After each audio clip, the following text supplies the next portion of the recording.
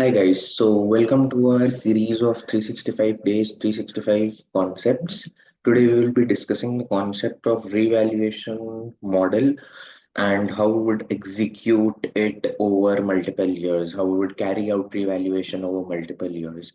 So let's get started with the very basics of the topic. Let's assume we purchased a machinery at $20,000, right? What would we do when we purchase a machinery? We would classify it as a long-term asset on the asset side of the balance sheet, and as years pass by, as we utilize the machine, we conduct depreciation. We reduce the value of the machinery over its expected life. Let's assume the expected life is 5 years, and each year we are reducing the machinery value by $4K.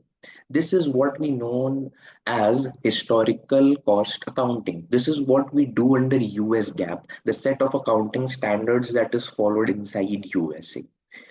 Then there is another set of accounting standards known as IFRS, which allows a different set of treatment other than historical accounting. Other than historical accounting, IFRS, the set of accounting standards which is used in the European Union, also allows revaluation. What do we mean by revaluation? Let's understand it with an example. Let's assume that we purchased an asset which is worth 100K, right?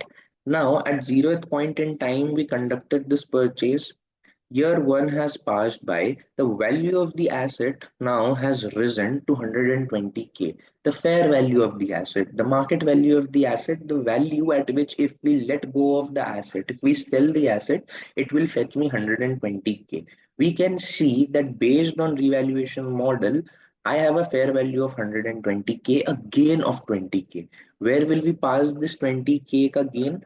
This will be passed on to other comprehensive income. We will recognize this 20K gain in other comprehensive income under statement of changes in equity, right? This is what we did in year one. Now let's assume in year two, the fair value has now dropped to 90K. So a loss of 30K. What we will do with this 30K is we will split it into 20K and the remaining 10K. This 20K loss will be first adjusted against the prior profits recognized in other comprehensive income. The remaining 10K loss will be passed on to income statement. So we will recognize this 10K loss in the income statement other than the 20K which we used to nullify, to net off the previous gains which we have recorded in year one, right? Let's take another scenario. Let's assume that this 100K asset that we purchased fell in value to 90K in year one itself, right? This is what has happened. So in year one, this 10K loss will be recognized in income statement. In the previous example, the very first time when we had profits, we recognized it in other comprehensive income. This time around, when we had a loss for the first time, we recognized it in income statement. Now let's assume post this, if there is a profit, so to speak, the fair value has jumped to 110K. Now we have a profit of 20K, a gain of 20K. How will we adjust it?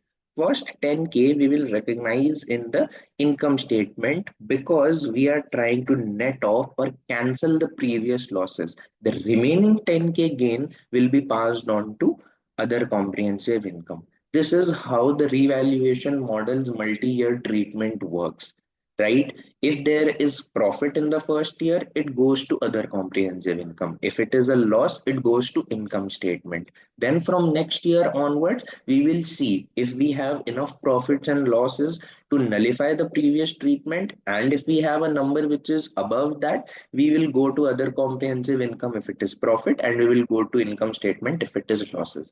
That's how we conduct revaluation model treatment over multiple years. I hope you enjoyed this concept. You were able to absorb how we conduct revaluation.